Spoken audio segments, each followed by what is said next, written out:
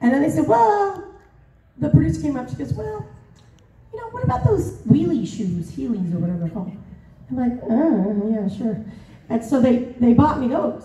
I said, take them home and roller skate in your house. I'm like, all right. I don't live in a mansion either, so it's like crash, crash, crash into the kitchen. My dog was terrified.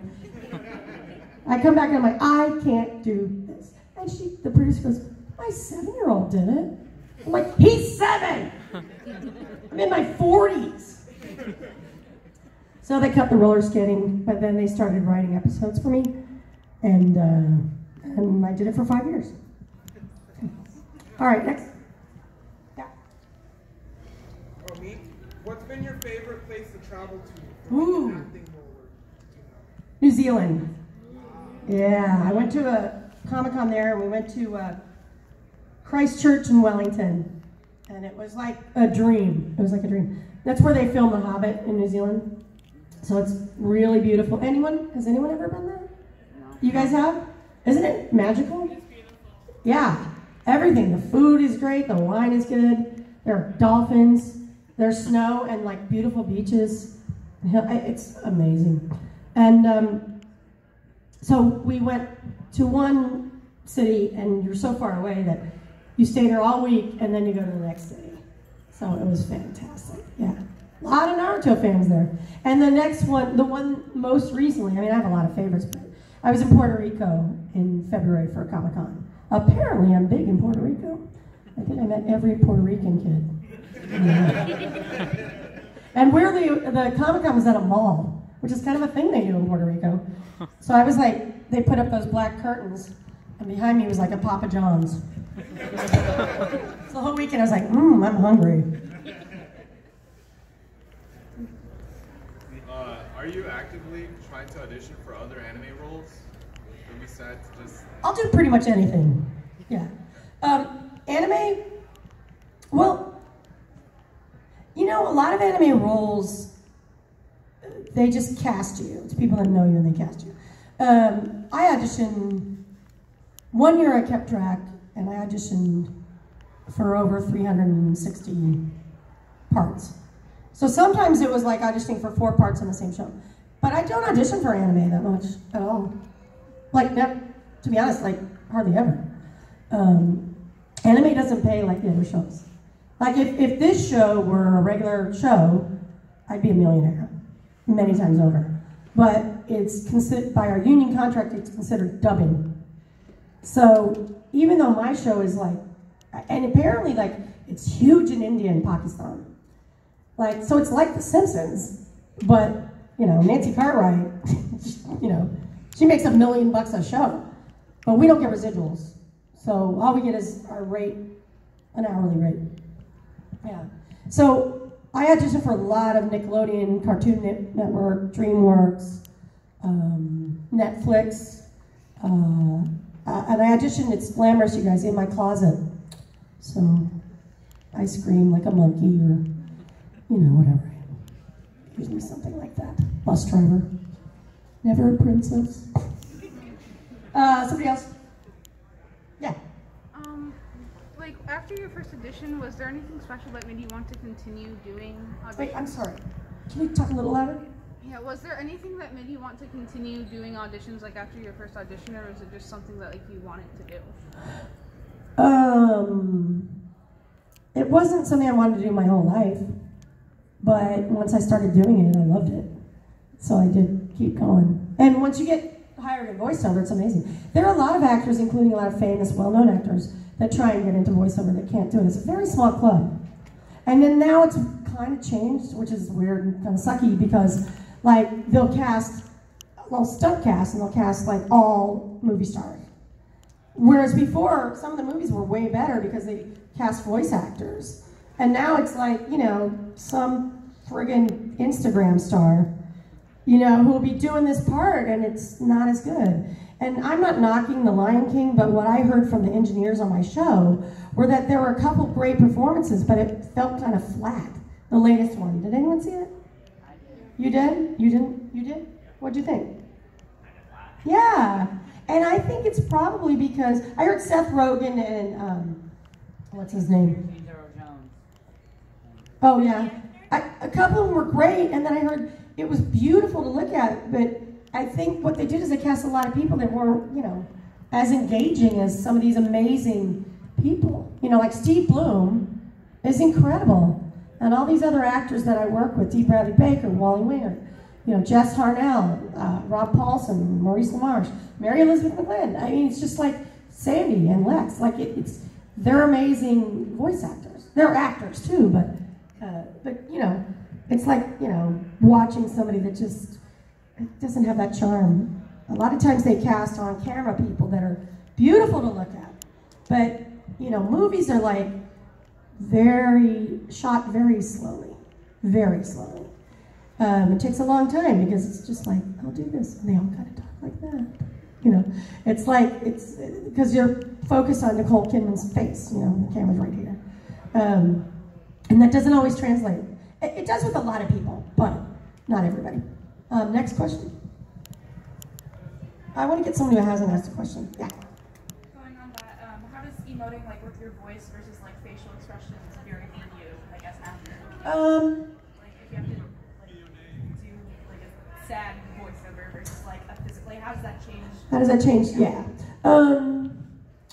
Well, I've had to cry on camera a couple times, and it's hard. The kid on Lab Rats, if you watched it, Adam, the tall, good-looking guy, he could cry on cue, and he'd just go look at you, and he could be like, "Ooh." But I had to do this very dramatic movie nobody saw, and I had to react to someone dying. So myself and the other actress went in a corner and kind of. The movie was produced by John Cusack, but nobody ever saw it. I saw it. Yeah, I did see it. So, I mean, there are a lot of tricks you can use, but for me, you have to get in the place. I tell this story all the time, but when Naruto saw his mother, you know, that episode where she finally saw his mother, and they came back, and then they went away. My mother died a week before. So when I did that scene, it was real tears, you know, because you draw from that. So if you go back and look at that episode, I think it's some of the best acting I did in the series because it was raw. But I've done like tears in Naruto a lot, and you just have to just go there and think about sad stuff, and you know, it's not so much different about conjuring up the emotion on camera and off, but in animation, you're so much bigger, right? Because they're not looking at you, right? So it's an adjustment in that when you're on camera, you know, the camera's here, you know, it's your whole face. And boy, let me tell you something, when high def came out, it's horrifying. You're like, Jesus, what's that? You know, some zit, something. I have like this crack right here, and like, ooh. I'm friends with Steve Carell, and he's like, have you seen yourself in high def yet? I'm like, no. He's like, it's horrifying.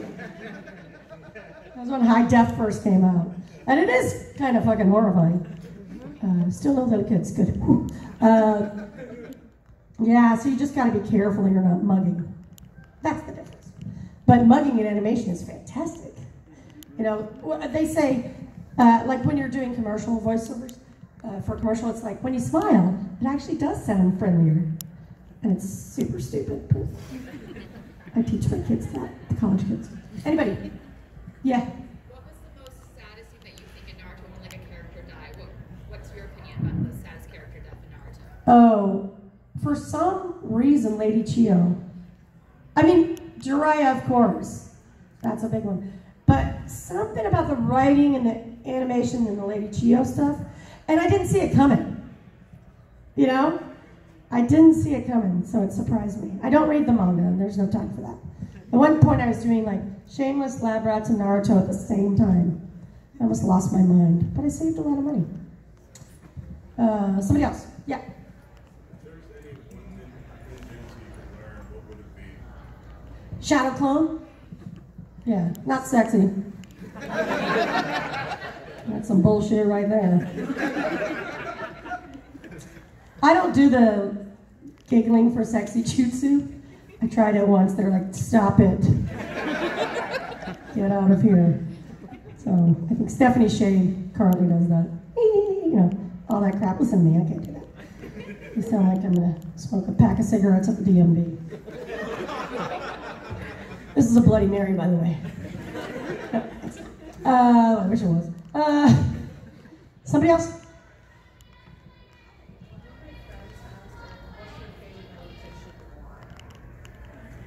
Oh, that stuff. She said, what's your favorite Naruto ship and why? Your friend asked it? I didn't even know what that meant, like, went to a convention. I was like, what the hell are you talking about? I don't think about that. I mean, clearly, you should have ended up with Sasuke, but I guess they wanted Hinata. Probably should have married Choji. Somebody else. Yeah. Chris, was your name Chris? Hey. Yeah, I met like 1,000 people. Yeah. So, is there a place that you haven't been to yet that you really would like to visit? Like a dream location that you're like, I grew up all over the world. I grew up in Bangkok, Hawaii, 1 year in Florida, Hawaii, Bangkok, Nuremberg, Munich, Boston, DC, Minneapolis, LA, with some stints in Chicago here and there, and traveled a lot. But, man. Well, my dream before was Australia, so when they sent me to Australia and paid for everything, I was like, yeah. I want to go to Africa. I've never been to Africa. I've been to a lot of places, but never Africa. But for a convention, you know, I did just Anime LA. I only did it once for like 3 hours, and because they don't ask us, they always invite Japanese guests. But my booker just got a bunch of us in for like literally a couple hours, and these guys came up to me and they were from India, and they said, "We flew here to see you." I was like, "What?"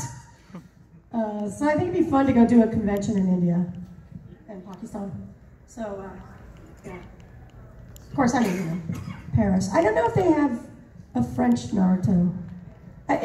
From what I've seen, they have, like, I'm the voice in Puerto Rico, I'm the voice in Brazil, so they don't have, I don't think they have a Spanish voice. And I've looked for a German Naruto, but I haven't found one. So it's weird to think in a lot of countries you're the voice, even though that's not. Like, I went to Sweden, and in Sweden, they speak English with an American accent because American shows are on TV. Like, there's some Swedish shows, and then they watch Grey's Anatomy and stuff, you know? Wow. So, yeah, it's weird. So the first day I was in Sweden, and, you know, I was all whacked out because it's like, you know, 18 hours travel or 20. And so we just went out to, like, try and breathe some air and get on the time schedule. And I was at this, like, cafe, and this lady came up to Swedish. She's like, "Pardon me, are you on Lab Rats?" I was like, "What?" Yeah, and her kid was there. They're like, "We love that show." I was like, "Wow, that's crazy." What's really crazy is when you watch a show, like Lab Rats, a on-camera show, and you hear some Mexican lady screaming with your face. That's really weird. I'm like, but the Spanish version of me is really good in Lab Rats. Like, I've listened to her and I'm like, oh, they picked a good one there. Maybe she chews on rocks. I don't know. Somebody else? Yeah. What's your favorite jutsu? Oh, Shadow Clone. Yeah, Shadow Clone. I think wood jutsu is stupid. I was like, really? You have any jutsu? You have that? Wood style? Well, I didn't write it. Somebody who hasn't asked a question, please. Yeah. You look like Clea Duvall. Has anyone ever told you that? No. Oh my God, you do. Something about your eyes and your, yeah, you look. Go look it up. Thank you. Yeah. Do you have a dream director or possibly actor that you wish to? Oh, well, everyone wants to work with Meryl Streep. You know? Why wouldn't you? Good God. And oddly enough, one of my favorite, So when I was in college, which was like 90 years ago, it was a long time ago, and on Thursday nights we would go to my friend's apartment, these guys, and we'd watch. It was like the Thursday night lineup, and it was like somebody old. I'm looking, yeah, you guys. Like it was like Cheers and Roseanne. What the hell was the other one? It was like the NBC. You know, I don't know. I didn't even have a TV because I was poor, and they had a TV because one of the guys was really rich. And but it was like Cheers, Roseanne, and something else, and I was like, oh my God, I love the character of Jackie, Laurie Metcalf. And so I do a lot of plays in LA, which don't really pay any money, if anything. Maybe you get $7 or $20. It's all like small theaters. And I got to work with, and for 7 years on and off, I've done a play with Laurie Metcalf, and she's my really good friend. And I was like, oh my God. Like, she was like, and I was in the comedy group with one of the guys in the house, and two of the guys that lived in that apartment. And we idolized them. The Roseanne show and her, because she was absolutely the funniest thing on it. And then years later, you know, I text her, I'm like, good luck, hope you win an Emmy, you know. And we've done our show Voice Lessons in LA several times, in Chicago at Steppenwolf, and off-Broadway, which was amazing, like amazing, yeah. Other actors I wish, or directors, I got to be directed by James Brooks, who directs every funny sitcom in the world. And I freaked out at first because I didn't know if I was, I've done 2 shows with him. A pilot that didn't go, and a show called The Class, which went for a year and was hilarious and great. It was by the writing team that wrote Friends. And then at the end of it, they had me come back. Again, it was a one-off, and then they had me come back, recurring. And at the end of it, they were like, we're going to try this new show out called The Big Bang Theory. I was like, ugh. So we didn't come back, but James Brooks directs all those funny shows, and that was fun. And I got to do the Simpsons movie. I was eventually cut out of it, but you know, you're like, oh my God, this is the Simpsons, you know. And Matt Groening is there, and it was great. Yeah. Who else would I like to be directed by? I don't know. Anybody really. I mean, I admire a lot of people. Most directors are, by the time they're working at directing, they're awesome, you know. Like actors are like. It's a weird thing. Like at the bottom, there are a lot of great people in the middle. It can go either way, but the people that I met that are super famous, the A-listers, you know, are super nice. And that's part of why they made it, you know. Once in a while you get a nut. I'm not going to say any names, but you can imagine. Somebody else? Yes? What is your favorite battle from Naruto? Ooh. Well, I mean, for fights, I like the first fight with Sasuke. The pain arc. I like the arc early on with Gaara when he's crawling on the sand.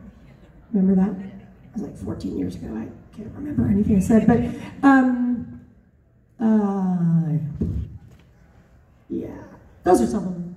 Yeah, it's hard. People are like, "What's your favorite episode?" I'm like, 730 episodes. I have one favorite episode. Yeah.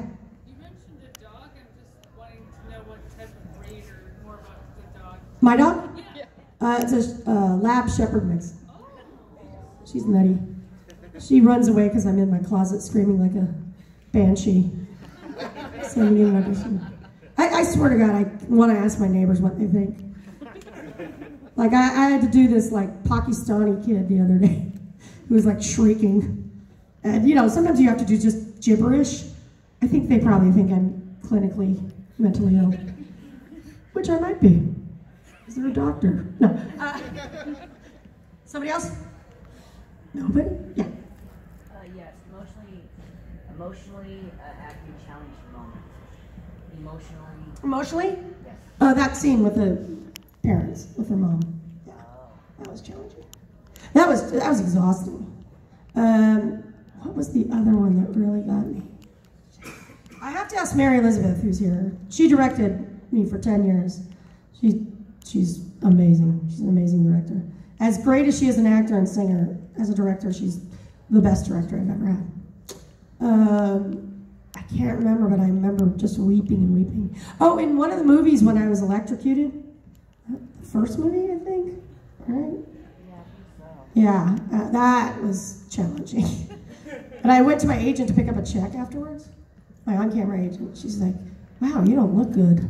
And I was like, yeah, I was just electrocuted. She's like, what? I was like, no, I was recording right around the corner. Yeah, I gotta go back and watch that movie. Yeah. Well, during the recording session on Naruto, have you met some of the voice cast? Mm-hmm. We work by ourselves, but we know each other. But there are maybe 75 people that have done Naruto that I don't know. And like, I'll be at a convention somewhere, Detroit, whatever, and they'll be like, hey, I'm on your show. I'm like, oh, who'd you play? I know I'm friends with Liam and Kate, Sakura and Sasuke, and Yuri's married to Tara Platt, who plays Mari. And Mary Elizabeth and I are friends, and Liam, and we have group texts sometimes that are filthy dirty, and it's like, this is you. And they'll send me some horrible thing someone's done with my voice doing something filthy. By the way, a couple of years ago, we had voiceover at Ben Diskin here. Yeah, I didn't know Ben for a long time. I didn't know him when he recorded Psy, but I met him later. He won the Emmy this year. Wow. Yeah, for Muppet Babies. Awesome. Yeah, he's a nice guy. If you don't see him, tell him I give him this message. You're number one. He's from. What's that from? Kids Next Door. Oh. What's Kids Next Door? Kids Next Door. It's a Cartoon Network cartoon series that played about a few years ago. Oh, I ain't got time for that. I'm watching sports. Sorry. Watching Trump destroy the country. Yes. In the backpack. You. Did I enjoy my time on Lab Rats with the cast? Hell yeah. It was a dream job. And I love torturing those Disney kids. If you look at some of the scenes, I'll tell you which ones to look for. You can look it up. But there was one where I think it was a Halloween one. If anyone knows, let me know. But